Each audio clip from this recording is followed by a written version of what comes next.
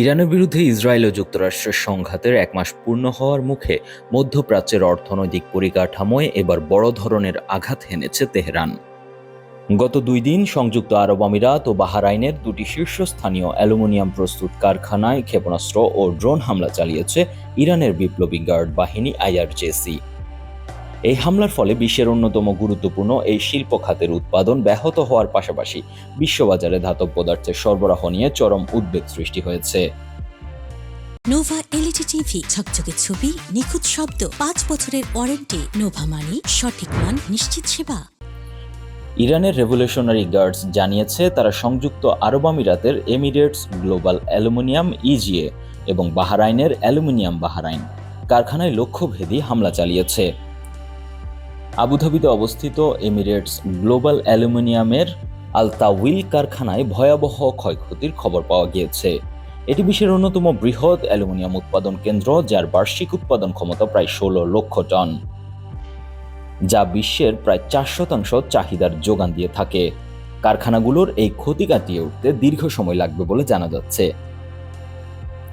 ইরানের বিপ্লবী গার্ড এক বিবৃতিতে জানিয়েছে এই কারখানাগুলো মার্কিন সামরিক ও মহাকাশ খাতের সাথে ওতপ্রোতভাবে জড়িত। তেহরানের মতে মধ্যপ্রাচ্যের দেশগুলোতে থাকা ঘাঁটি ব্যবহার করে ইরান বিরোধী যে সামরিক অভিযান চালানো হচ্ছে তার পাল্টা জবাব হিসেবে এই অর্থনৈতিক ও শিল্প পরিকাঠামোকে লক্ষ্যবস্তু করা হয়েছে। তারা সতর্ক করে দিয়ে বলেছেন, ভবিষ্যতে তাদের আক্রমণ আর কেবল আনুপাতিক প্রতিশোধের মধ্যে সীমাবদ্ধ থাকবে না, বরং শত্রুপক্ষের বৃহত্তর অর্থনৈতিক কাঠামোকে লক্ষ্য করা হবে। বিশ্লেষণে দেখা যাচ্ছে এই হামলার প্রভাবে বিশ্ববাজারে অ্যালুমিনিয়ামের দাম দ্রুত বাড়তে শুরু করেছে। মধ্যপ্রাচ্য বিশ্ববাজারের প্রায় ৯% অ্যালুমিনিয়াম সরবরাহ করে থাকে এবং এই অঞ্চলের দেশগুলো, বিশেষ করে সংযুক্ত আরব আমিরাত, যুক্তরাষ্ট্রের প্রধান অ্যালুমিনিয়াম সরবরাহকারী দেশ। অ্যালুমিনিয়াম একটি হালকা, টেকসই ও মরিচা প্রতিরোধী ধাতু। এটি নির্মাণ, পরিবহন, বিশেষ করে গাড়ি ও বিমান, বিদ্যুৎ পরিবহন, খাদ্য প্যাকেজিং, রান্নার সামগ্রী এবং ইলেকট্রনিক্স সহ বিভিন্ন খাতে ব্যাপকভাবে ব্যবহৃত হয়। ফলে এর সরবরাহ বিঘ্নিত হলে শিল্প এবং জনজীবন দুই ক্ষেত্রেই প্রভাব পড়ার সম্ভাবনা রয়েছে। এখন ইরানের হামলা কেবল শিল্প কারখানায় সীমাবদ্ধ নেই।